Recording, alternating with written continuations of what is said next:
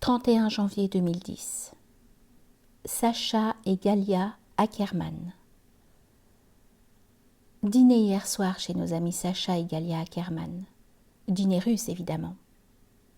Galia, je la connais depuis 1973.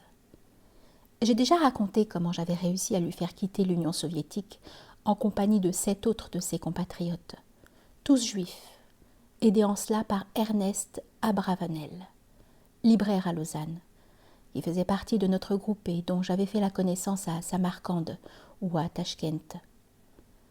Quant à Sacha, né en Ukraine occidentale, il est le fils d'un juif de haute culture.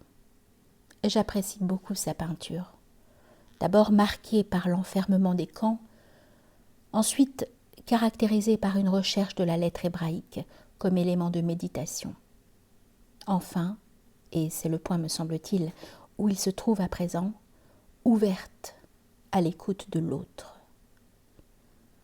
L'itinéraire à la fois grave et douloureux de Sacha Ackerman ressemble à une sorte de pèlerinage immobile. C'est fou ce que l'on peut apprendre auprès de ces deux-là. Il est vrai que Galia travaille désormais à RFI et que, tour à tour, honnie et aimée, la Russie ne laisse pas de l'intriguer. Que de cruauté chez ce peuple fervent.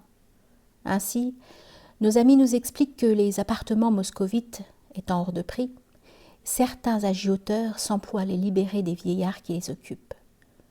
En contrepoint, Sacha évoque les possédés de Dostoïevski, qui préfigurent non seulement ces profiteurs de l'actuel régime, clones des révolutionnaires français qui se sont enrichis grâce aux assignats, mais encore ces kamikazes arabo-musulmans qui ne cessent d'endeuiller l'islam.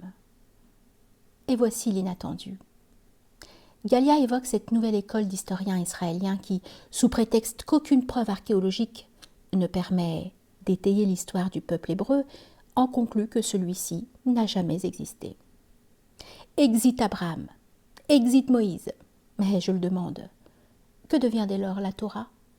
Et que deviennent les prophètes? Et surtout, à quoi bon l'État d'Israël?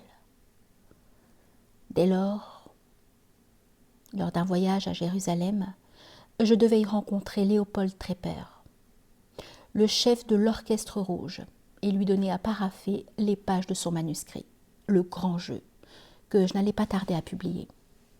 Galia m'avait fait visiter le ghetto de Jérusalem peuplé de messieurs habillés de noir, chapeautés de noir, portant des cadenettes, chaussés de souliers noirs à boucles d'argent, les jambes prises dans des bas jusqu'aux genoux. Messieurs tout droit sortis du XVIIIe siècle polonais, accompagnés de femmes anciennes, le chef couvert d'un fichu. J'apprendrai qu'elles étaient tondues. Un ghetto dans Jérusalem, m'étais-je écrié. Dans un demi-sourire, Galia avait lâché. Étrange peuple, n'est-ce pas?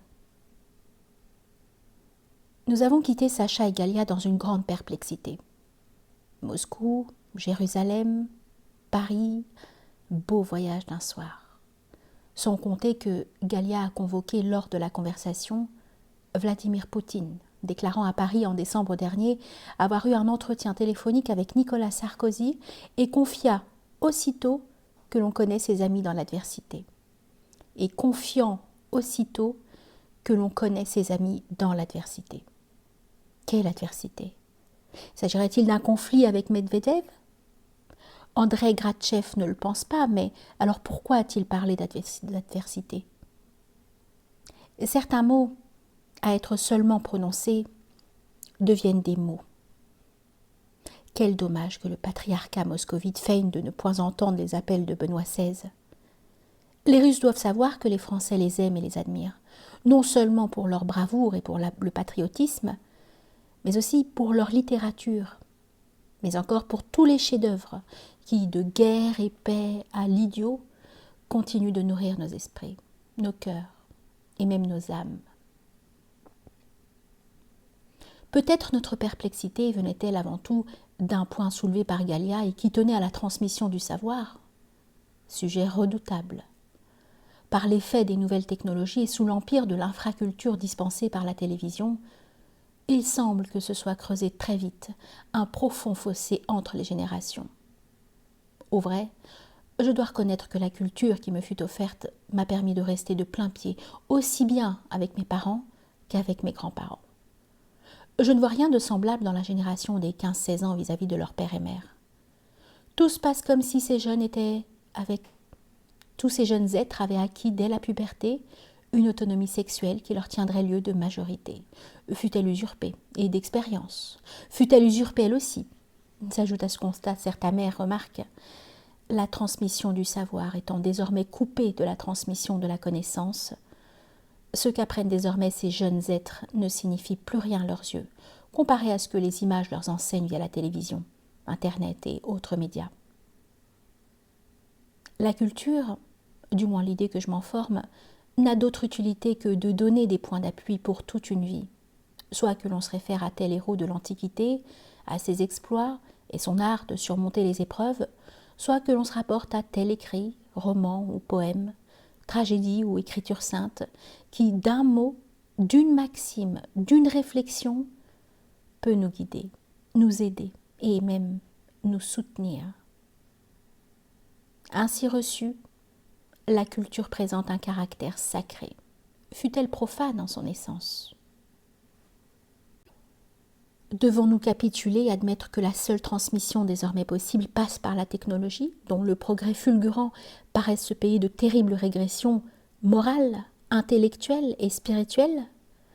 Au secours, Platon, ce monde a perdu la raison.